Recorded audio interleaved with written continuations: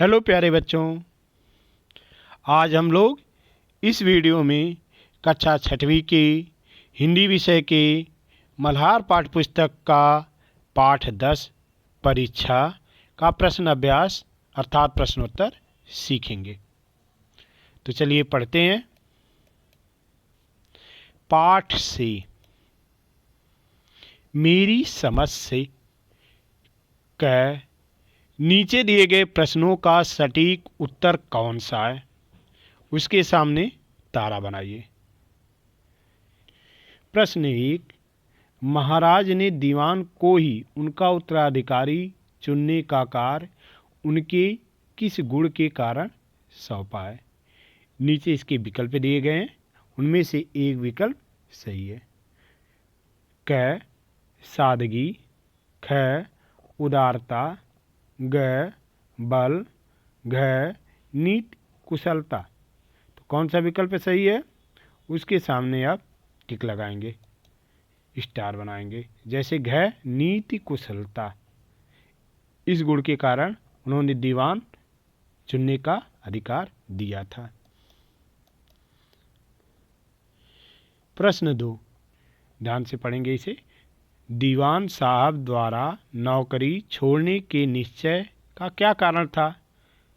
विकल्प क परमात्मा की याद, ख राजकाज संभालने योग्य शक्ति न रहना, ग बदनामी का भय, घ 40 वर्ष की नौकरी पूरी हो जाना। तो कौन सा विकल्प सही है। विकल्प ख राजकाज संभालने योग्य शक्ति न रहना। इस तरह इसका उत्तर आप देंगे ख। अब अपने मित्रों के साथ तर्कपूर्ण चर्चा कीजिए कि आपने ए ही उत्तर क्यों चुने। इस उत्तर को चुनने के पीछे आपका क्या कारण था, इसे आपको देना है। छात्र स्वयं करें। उत्तर के तौर पे आप लिख सकते हैं कि उक्त विकल्पों में सबसे उपयुक्त उत्तर वही था और पाठ को पढ़ते समय उसके बारे में ही बताया गया था, इसलिए मैंने उत्तर उसी को चुना। इस तरह से आप लिख सकते हैं। शीर्षक क आपने जो कहानी पढ़ी है उसका नाम प्रेमचंद ने परीक्षा रखा है। अपने समूह में चर्चा करके लिखिए कि उन्होंने इस कहानी का यह नाम क्यों दिया होगा। अपने उत्तर के कारण भी लिखिए, यानी उत्तर क्यों दिए हैं उसके बारे में आप अपना तर्क जरूर देंगे। उत्तर, प्रेमचंद ने कहानी का नाम परीक्षा रखा है, इसके निम्नलिखित कारण हो सकते हैं। 1, इसमें नए दीवान का चुनाव परीक्षा के माध्यम से ही होना था, इसलिए रखा है। 2, पाठ में सुजान सिंह ने परीक्षा लाचार किसान बनकर ही ली थी, इस कारण परीक्षा रखा होगा। तीसरा तर्क है, पूरे 1 महीने तक सभी उम्मीदवारों के व्यवहार की परीक्षा ली गई। 1 महीना तक व्यवहार की परीक्षा ली गई, इसलिए प्रेमचंद ने परीक्षा नाम रखा होगा। ऐसे आप तर्क दे सकते हैं। ख, यदि आपको इस कहानी को कोई अन्य नाम देना हो तो क्या नाम देंगे। आपने यह नाम क्यों सोचा होगा, यह भी बताइए। नहीं, आप अपनी तरफ से क्या नाम दे सकते हैं और उस नाम देने के पीछे कारण क्या है, इसको आपको बताना है। उत्तर, इस कहानी का नाम दीवान का चुनाव भी रखा जा सकता है, क्योंकि कहानी दीवान के चुनाव पर ही आधारित है। पंक्तियों पर चर्चा। कहानी में से चुनकर यहाँ कुछ पंक्तियाँ दी गई हैं, इन्हें ध्यान से पढ़िए और इन पर विचार कीजिए। आपको इनका क्या अर्थ समझ में आया। अपने विचार अपने समूह में साझा कीजिए और अपनी लेखन पुस्तिका में भी लिखिए। यानी जो पंक्तियाँ दी गई हैं उस पर आपके विचार क्या हैं और यह अर्थ उसको क्यों समझ में आया, इसको आप समूह में चर्चा करेंगे और अपनी कॉपी में भी लिखेंगे। इस पद के लिए ऐसे पुरुष की आवश्यकता थी जिसके हृदय में दया हो और साथ साथ आत्मबल। हृदय वह जो उदार हो आत्मबल व जो आपत्ति का वीरता के साथ सामना करे। ऐसे गुण वाले संसार में कम हैं और जो हैं वे कीर्ति और मान के शिखर पर बैठे हुए हैं। यह हम परीक्षा कहानी पढ़ते समय देखे थे, पढ़े थे। तो उत्तर आप देंगे, दीवान सुजान सिंह ने कहा कि दीवान पद के लिए एक ऐसे योग्य व्यक्ति की आवश्यकता थी जो परोपकारी हो, जिसके मन में दुखी व गरीब लोगों के लिए दया का भाव हो। उन्होंने कहा जो व्यक्ति अपने स्वयं के बल पर भरोसा रखता हो और जो हर परिस्थिति में अपनी वीरता से अपने गुणों का प्रमाण देता हो, वो संसार में यश कमाता है, उसकी सदैव प्रसिद्धि फैलती है और ऐसे गुणवान व्यक्ति संसार में बहुत कम होते हैं। तो ये अर्थ आप लिख सकते हैं। सोच विचार के लिए कहानी को एक बार फिर से पढ़िए, निम्नलिखित के बारे में पता लगाइए और लिखिए। तो कहानी को एक बार पढ़ना है और जो दिया गया है उसके बारे में आपको लिखना है। प्रश्न क, नौकरी की चाह में आए लोगों ने नौकरी पाने के लिए कौन कौन से प्रयत्न किए। तो कहानी पढ़ते समय उनके प्रयत्नों के बारे में हम पढ़े थे। उत्तर, नौकरी की चाह में आए लोगों ने अपना अच्छा रूप दिखाने का प्रयास किया। कैसा रूप दिखाने का प्रयास किया? अच्छा रूप। देर से उठने वाले प्रातःकाल उठने लगे, नौकरों की नाक में दम करने वाले नौकरों से प्यार से बोलने लगे और किताबों से घृणा करने वाले बड़े बड़े ग्रंथ पढ़ने का दिखावा करने लगे। यानी पूरा जिंदगी दिखावा से गुजारने लगे सभी। उसे किसान की सूरत देखते ही सब बातें ज्ञात हो गई। पढ़े थे जब हॉकी खेल करके आ रहे थे तो खिलाड़ी को कौन कौन सी बातें पता चल गई। तो कौन सी बातें पता चलेगी? उत्तर, जब खिलाड़ी ने किसान को गाड़ी सहित नाले में फंसा देखा तो वह किसान की सूरत देखकर समझ गया कि यह गाड़ी नाले से निकल नहीं पा रहा और बहुत देर से परेशान है तथा दुखी है। ये चीजें उसे पता लग गई। मगर उन आंखों में सत्कार था, इन आंखों में ईर्ष्या। किनकी आंखों में सत्कार था और किनकी आंखों में ईर्ष्या था? क्यों? तो कहानी में यह दिया हुआ था जब दीवान की घोषणा की गई। उत्तर, युवक की उदारता के कारण उसे दीवानी का पद मिला, जिसके कारण सुजान सिंह और अन्य दरबारियों की आंखों में युवक के प्रति सत्कार की भावना थी, परंतु अन्य उम्मीदवारों की आंखों में, किसकी आंखों में? उम्मीदवारों की आंखों में ईर्ष्या थी, क्योंकि उन्हें यह पद नहीं मिला था। खोजबीन, कहानी में से वाक्य खोज कर लिखिए जिनसे पता चलता है कि शायद युवक बूढ़े किसान की असलियत पहचान गया था। उत्तर, युवक ने किसान की तरफ गौर से देखा। गौर से मीन्स ध्यान से देखा। उसके मन में एक संदेह हुआ, क्या यह सुजान सिंह तो नहीं है? आवाज मिलती है, चेहरा मोहरा भी वही था, इसलिए वह उस किसान की असलियत पहचान गया था। नौकरी के लिए आए लोग किसी तरह बस नौकरी पा लेना चाहते थे। उत्तर, जिससे बात कीजिए वह नम्रता और सदाचार का देवता बना मालूम देता था, जैसे इसमें पढ़े थे।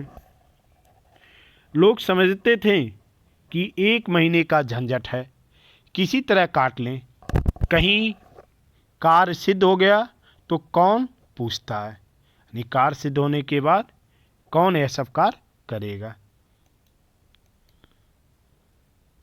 कहानी की रचना, लोग पसीने से तर हो गए, खून की गर्मी आंख और चेहरे से झलक रही थी। इन वाक्यों को पढ़कर आंखों के सामने थकान से चूर खिलाड़ियों का चित्र दिखाई देने लगता है, यानी महसूस होने लगता है कि ये ऐसे थके होंगे, ऐसे खेलते होंगे। यह चित्रात्मक भाषा है। कैसी भाषा है? चित्रात्मक। ध्यान देंगे तो इस पाठ में ऐसी और भी अनेक विशेष बातें आपको दिखाई देंगी। कहानी को एक बार ध्यान से पढ़िए। आपको इस कहानी में और कौन कौन सी विशेष बातें दिखाई दे रही हैं, अपने समूह में मिलकर उनकी सूची बनाइए। तो कहानी पढ़ेंगे, आपको विशेष बातें इस तरह दिखाई देंगी। जैसे उत्तर, जब किसी पंक्ति को पढ़कर चित्र आंखों के आगे आने लगे तो वहाँ चित्रात्मकता होती है। पाठ में निम्न पंक्तियों में चित्रात्मकता प्रस्तुत होती है। 1, देवगढ़ में नए नए और रंग बिरंगे मनुष्य दिखाई देने लगे। इसमें भी 2, रंगीन, इमामी, चोंगे और नाना प्रकार के अंगरखे और कंटोप देवगढ़ में अपनी सदज दिखाने लगे। 3, वह कभी बैलों को ललकारता, कभी पहियों को हाथ से ढकेलता। 4, गाड़ी ऊपर को न चढ़ती और चढ़ती भी तो कुछ दूर चढ़कर फिर खिसक कर नीचे पहुंच जाती। 5, बेचारा इधर उधर निराश होकर ताकता। 6, बार बार झुझलाकर बैलों को मारता। 7, किसान ने उसकी तरफ सहमी आंखों से देखा। 8, कीचड़ बहुत ज़्यादा था, वह घुटने तक जमीन में गड़ गया। 9, उम्मीदवारों के कलेजे धड़क रहे थे। 10, उन आंखों में सत्कार था, इन आंखों में ईर्ष्या। तो इन सब पंक्तियों को पढ़ने के बाद चित्रात्मकता आंखों के सामने आ जाता है। समस्या और समाधान। इस कहानी में कुछ समस्याएं हैं और उसके समाधान भी हैं। कहानी को एक बार फिर से पढ़कर बताइए कि महाराज के सामने क्या समस्या थी, उन्होंने इसका क्या समाधान खोजा। उत्तर, महाराज के सामने समस्या थी कि उनकी रियासत के दीवान सुजान सिंह ने दीवानी पद से त्यागपत्र देने की बात कही थी। यह उनके सामने समस्या थी। अब इसका उत्तर उन्होंने कैसे खोजा, समाधान कैसे खोजा? राजा ने समस्या का यह समाधान खोजा कि यदि दीवान जी पद छोड़ना चाहते हैं तो उन्हें ही इस राज्य के लिए योग्य दीवान खोज कर देना होगा, तब वे पद छोड़ सकते हैं। यह समस्या का समाधान था। खैर, दीवान के सामने क्या समस्या थी, उन्होंने इसका क्या समाधान खोजा? उत्तर, दीवान के सामने योग्य उम्मीदवार खोजने की समस्या थी। इसके लिए उन्होंने विज्ञापन निकलवाया और उसमें लिखा कि शिक्षा नहीं अपितु आचार, व्यवहार और गुणों को 1 महीने तक परख कर उम्मीदवार चुना जाएगा। यह समस्या के समाधान के लिए उपाय खोजा गए। नौकरी के लिए आए लोगों के सामने क्या समस्या थी, उन्होंने इसका क्या समाधान खोजा। नौकरी के लिए जो लोग आए थे उनके सामने क्या समस्या थी और समाधान क्या खोजा। उत्तर, नौकरी के लिए आए लोगों को अच्छा बनकर दिखाना था, यही उनकी समस्या थी। इसके लिए उन्होंने झूठा दिखावा शुरू कर दिया। उन्होंने मीठा और नम्र व्यवहार शुरू कर दिया। प्रातःकाल उठना, पुस्तकें पढ़ना इत्यादि दिखावा शुरू कर दिया। यह आपका उत्तर होगा। मन के भाव, स्वार्थ या मद था, मगर उदारता और वात्सल्य का नाम भी न था। इस वाक्य में कुछ शब्दों के नीचे रेखा खींची हुई है, जैसे वात्सल्य, उदारता, मद, स्वार्थ। ये सभी नाम हैं, लेकिन दिखाई देने वाली वस्तुओं, व्यक्तियों या जगहों के नाम नहीं हैं। ये सभी शब्द मन के भावों के नाम हैं। किसके नाम हैं? मन के भावों के। आप अपनी कहानी में से ऐसे ही अन्य नामों को खोजकर नीचे दिए गए रिक्त स्थानों में लिखिए भावों के नाम। इस पे आपको लिखना है हर्ष, दुख, चिंता, शांत, घृणा, ईर्ष्या, हिम्मत। ये सब क्या है? मन के भाव हैं। इसे आप ऐसे लिखेंगे। अभिनय। कहानी में युवक और किसान की बातचीत संवादों के रूप में दी गई है। किसके रूप में? संवाद के रूप में, जैसे आप मित्रों से बात करते हैं। यह भी बताया गया है कि उन दोनों ने ये बातें कैसे बोली। अपने समूह के साथ मिलकर तैयार कीजिए और कहानी के इस भाग को कक्षा में अभिनय के द्वारा प्रस्तुत कीजिए। प्रत्येक समूह में अभिनेता या अभिनेत्री कक्षा में सामने आएंगे और एक एक संवाद अभिनय के साथ बोलकर दिखाएंगे। तो ये पढ़ते समय आप ऐसा अभिनय करेंगे। उत्तर, शिक्षक के निर्देशन में छात्र संवाद रचना कर अभिनय कौशल का प्रदर्शन करें। तो इसकी किसके निर्देशन में? शिक्षक के। विपरीतार्थक शब्द। विद्या का कम परंतु कर्तव्य का अधिक विचार किया जाएगा। कम का विपरीत अर्थ देने वाला शब्द है अधिक। कम अधिक दोनों आए हैं। इसी प्रकार के कुछ विपरीतार्थक शब्द नीचे दिए गए हैं, लेकिन वे आमने सामने नहीं हैं। रेखाएं खींचकर विपरीतार्थक शब्दों के सही जोड़े बनाइए। विलोम। स्तंभ 1, स्तंभ 2। आप स्तंभ 2 के जो विपरीत अर्थक वाले शब्द हैं उनको आप ध्यान से पढ़ेंगे।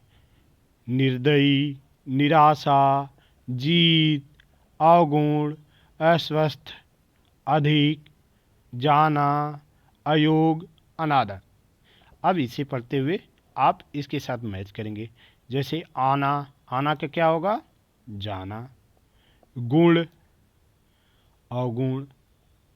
आदर, आदर, अनादर। स्वस्थ, अस्वस्थ। कम, अधिक।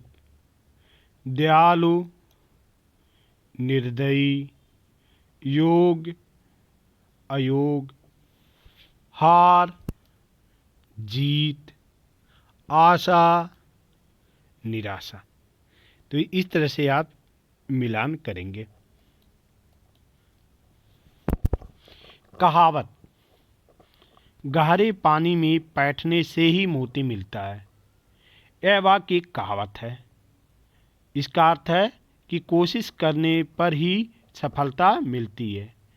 ऐसे ही एक और कहावत है, जिन खोजा तिन पाइयाँ गहरे पानी पैठ, अर्थात परिश्रम का फल अवश्य मिलता है। कहावत ऐसे वाक्य होते हैं जिन्हें लोग अपनी बात को और अधिक प्रभावशाली बनाने के लिए प्रयोग करते हैं। ये विशेष ध्यान देना है। कहावत ऐसे वाक्य होते हैं जिन्हें लोग अपनी बात को और अधिक प्रभावशाली बनाने के लिए प्रयोग करते हैं। आपके घर और पास पड़ोस में भी लोग अनेक कहावतों का उपयोग करते होंगे। नीचे कुछ कहावतें और उनके भावार्थ दिए गए हैं। आप इन कहावतों को कहानी से जोड़कर अपनी लेखन पुस्तिका में लिखिए। एक, अधजल गगरी छलकत जाए। जिसके पास थोड़ा ज्ञान होता है वह उसका दिखावा करता है। 2, अब पछताए होत क्या जब चिड़िया चुग गई खेत। अर्थ होगा, समय निकल जाने के बाद पछताना व्यर्थ होता है। 3, एक अनार 100 बीमार कोई ऐसी एक चीज। एक अनार 100 बीमार कोई ऐसी एक चीज जिसके चाहने वाले अनेक हों। जो गरजते हैं वे बरसते नहीं हैं। इसका अर्थ होगा, जो अधिक बढ़ चढ़कर बोलते हैं वे काम नहीं करते हैं। 5 जहाँ चाह वहाँ राह। जब किसी काम को करने की इच्छा होती है तो उसका साधन भी मिल जाता है। तो ये कहावत है, उसके अर्थ भी दिए गए हैं। ये क्या होता है, आपकी वाणी वाक्य को प्रभावशाली बनाते हैं। संकेत, विज्ञापन में तो एक नौकरी की बात कही गई थी, लेकिन उम्मीदवार आ गए हजारों। इसे कहते हैं ना, एक अनार 100 बीमार। इस तरह से आप इसका प्रयोग करेंगे। उत्तर, पहले का अधजल गगरी छलकत जाए। ज्ञान से अधिक रुचि ना होने पर भी कुछ उम्मीदवार बड़े बड़े ग्रंथों में डूबे रहते और अकड़कर चलते। इससे कहते हैं अधजल गगरी छलकत जाए। दूसरे का, जब पंडित जानकीनाथ का दीवान के लिए चुनाव हुआ तब अन्य उम्मीदवार सोचने लगे कि काश हमने उस समय किसान की मदद की होती तो आज हमारा चयन होता, पर अब पछताए होत क्या जब चिड़िया चुग गई खेत। इस कहावत का प्रयोग हो गया। 3 देवगढ़ में आए सभी उम्मीदवार नम्रता की मूर्ति बने हुए थे, परंतु जब किसान पर दया की बात आई तब सब पीछे हट गए। इसलिए कहते हैं जो गरजते हैं वे बरसते नहीं हैं। 4 युवक घायल था, परंतु दूसरों की मदद करने की उसकी चाह के कारण वो किसान की गाड़ी नाले से बाहर निकाल पाया। इसे कहते हैं ना, जहाँ चाह वहाँ राह। इस तरह से प्रयोग करेंगे और इन कहावतों का अर्थ इस तरह से कहानी में आया था। पाठ से आगे, अनुमान या कल्पना से। कह, दूसरे दिन देश के प्रसिद्ध पत्रों में यह विज्ञापन निकला। देश के प्रसिद्ध पत्रों में नौकरी का विज्ञापन किसने निकलवाया होगा? आपको ऐसा क्यों लगता है? उत्तर, देश के प्रसिद्ध पत्रों में दीवान सुजान सिंह जी ने विज्ञापन निकलवाया होगा, क्योंकि नए दीवान को चुनने की जिम्मेदारी उन्हीं पर थी और इसी के लिए उन्होंने यह उपाय सोचा होगा। तो इस तरह इसका उत्तर आप देंगे। खैर, इस विज्ञापन ने सारे मुल्क में तहलका मचा दिया। विज्ञापन ने पूरे देश में तहलका क्यों मचा दिया होगा? तो उत्तर आप देंगे। विज्ञापन में रियासत के नए दीवान के चयन के बारे में लिखा था कि दीवान का चयन किसी शिक्षा की डिग्री के आधार पर नहीं अपितु आचार व्यवहार के आधार पर होगा। लोगों को ऐसे ऊंचे पद में किसी प्रकार का बंधन नहीं दिखा, इसलिए सब में खुशी से तहलका मच गया। विज्ञापन, दूसरे दिन देश के प्रसिद्ध पत्रों में यह विज्ञापन निकला कि देवगढ़ के लिए एक सुयोग्य दीवान की जरूरत है। क्या? कहानी में इस विज्ञापन की सामग्री को पढ़िए। इसके बाद अपने समूह में मिलकर इस विज्ञापन को अपनी कल्पना का उपयोग करते हुए बनाइए। संकेत, विज्ञापन बनाने के लिए आप एक चौकोर कागज पर हाशिया बनाइए। इसके बाद इस हाशिए के भीतर के खाली स्थान पर सुंदर लिखाई, चित्रों, रंगों आदि की सहायता से सभी आवश्यक जानकारी लिख दीजिए। आप बिना रंगों या चित्रों के भी विज्ञापन बना सकते हैं। विज्ञापन आप समाचार पत्र पढ़ते हैं, उसमें दिया होता है, उस तरह से आप भी बनाएंगे। उत्तर, शिक्षक की सहायता से साथ स्वयं करें। खैर, आपने भी अपने आसपास दीवारों पर, समाचार पत्रों में या पत्रिकाओं में, मोबाइल फोन या दूरदर्शन पर अनेक विज्ञापन देखे होंगे। प्रचार, अपनी किसी मनपसंद विज्ञापन को याद कीजिए। आपको वह अच्छा क्यों लगता है, सोचकर अपने समूह में बताइए। अपने समूह के बिंदुओं को लिख लीजिए। उत्तर, छात्र स्वयं करें, आपको स्वयं करना है। ग, विज्ञापनों में लाभ होते हैं, हानि होती है, या दोनों। अपने समूह में चर्चा कीजिए और चर्चा के बिंदु लिखकर कक्षा में साझा कीजिए। लाभ होते हैं और हानि होती है या दोनों होते हैं, इस पर आपको चर्चा करनी है। उत्तर, विज्ञापनों से लाभ और हानि दोनों होते हैं। लाभ, 1, उत्पादों और सेवाओं की जानकारी मिलती है, नई चीज़ों का परिचय होता है। 3, गुणवत्ता में सुधार और रोजगार बढ़ता है, ये लाभ है। हानि, गुमराह करने वाले विज्ञापन भ्रमित कर सकते हैं, अनावश्यक चीज़ों की खरीदारी के लिए प्रेरित करते हैं, बच्चों पर नकारात्मक प्रभाव डालते हैं, ये आपकी हानि है। निष्कर्ष के रूप में आप कह सकते हैं सही जानकारी और विवेक से विज्ञापनों के लाभ उठाए जा सकते हैं। इस तरह आप उत्तर देंगे। आगे की कहानी। प्रश्न, परीक्षा कहानी जहां समाप्त होती है उसके आगे क्या हुआ होगा?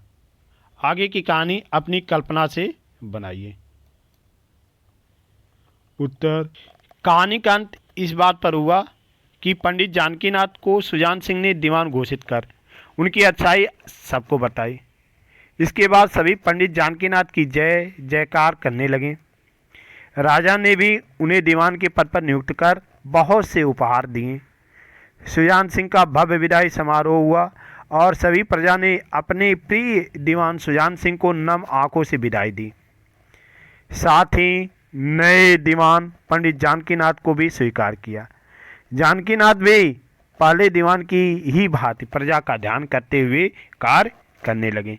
इस तरह से आप कहानी को आगे बढ़ा सकते हैं अपनी कल्पना के आधार पर।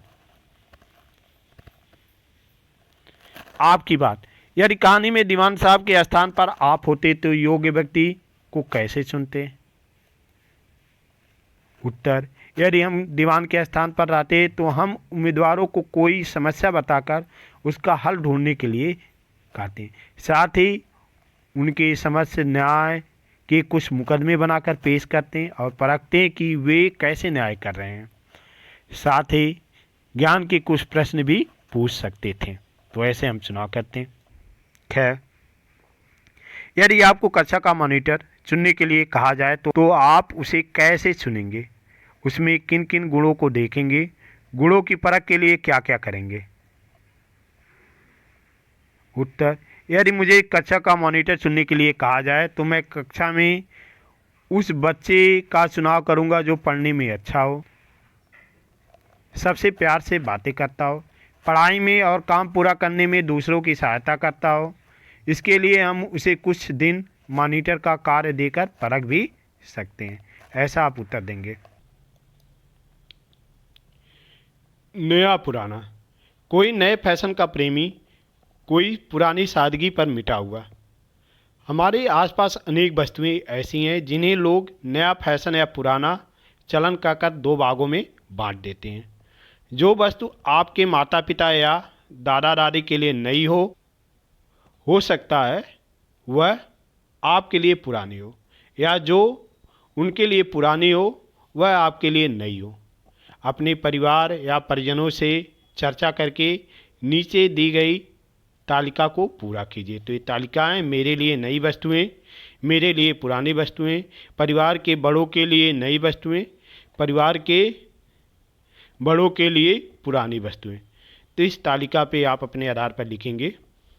छात्र स्वयं करें, आप बड़ों से बातचीत करके और स्वयं के अनुभव से इसे आप करेंगे। वाद विवाद, आपस में हॉकी का खेल हो जाए, यह भी तो आखिर एक विद्या है। क्या हॉकी जैसा खेल भी विद्या है? इस विषय पर कक्षा में एक वाद विवाद गतिविधि का आयोजन कीजिए। इसे आयोजित करने के लिए कुछ सुझाव आगे दिए गए हैं। 1, कक्षा में पहले कुछ समूह बनाइए, फिर पर्ची निकालकर निर्धारित कर लीजिए कि कौन समूह पक्ष में बोलेगा, कौन विपक्ष में, क्योंकि वाद विवाद दो समूहों में होता है, एक पक्ष में एक विपक्ष में। आधे समूह इसके पक्ष में तर्क दीजिए, आधे समूह इसके विपक्ष में। 3, सभी समूहों को बोलने के लिए 5-5 मिनट का समय दिया जाएगा।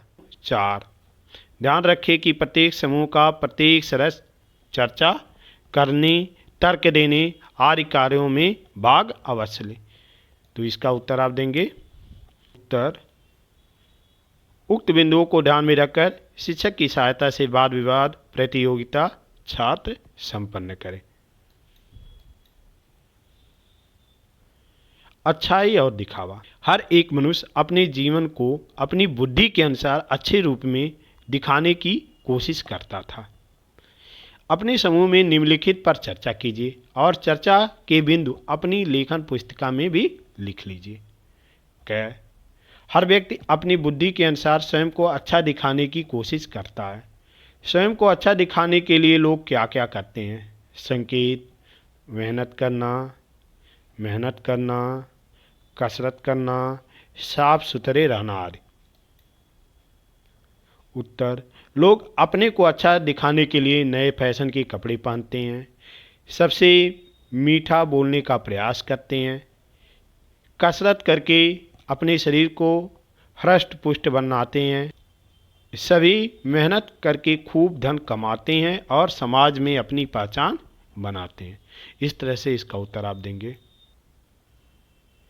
क्या स्वयं को अच्छा दिखाने में और स्वयं के अच्छा होने में कोई अंतर है? कैसे? यानी दिखाना और होना, इसमें क्या अंतर है? उत्तर, हाँ, स्वयं को अच्छा दिखाने में और स्वयं अच्छा होने में बहुत अंतर है। कुछ लोग अपने धन, बल और चालाकी से अच्छा बनने का दिखावा करते हैं और समाज में अपना महत्व स्थापित करते हैं, जबकि जो स्वयं अच्छे होते हैं वे सबके सामने समान व्यवहार करते हैं और ज़रूरत पड़ने पर दूसरों पर उपकार करते हैं, दूसरों की मदद करते हैं तथा हमेशा सबके साथ प्रेम से रहते हैं। यही अंतर है। परिधान तरह तरह के। कोट उतार डाला। कोट एक परिधान का नाम है। कुछ अन्य परिधानों के नाम और चित्र नीचे दिए गए हैं। परिधानों के नामों को इनके सही चित्र के साथ मिलाइए। इन्हें आपके घर में क्या कहते हैं लिखिए। परिधान देख रहे हैं, चित्र, नाम और क्या कहते हैं दिया हुआ है। जैसे दिख गया, क्या है? मिलान के लांगा। लांगा को क्या कहते हैं? घाघरा। देख रहे हैं, इसे क्या कहते हैं? गमछा। गमछा को क्या कहते हैं? अंगूछा। यहाँ देख रहे हैं, क्या है? दुपट्टा। दुपट्टा को क्या कहते हैं? चुन्नी। इस तरह से आप ऐसे लिखेंगे और मिलान करेंगे। दिख रहा है, ये क्या है? धोती। धोती को क्या कहते हैं? वस्त्र। क्या है? फीरन। फीरन को क्या कहते हैं? कुर्ता। पगड़ी। पगड़ी को क्या कहते हैं? साफा। अचकन। अचकन को क्या कहते हैं? कोट। ऐसे आप इसका भी मिलान करेंगे।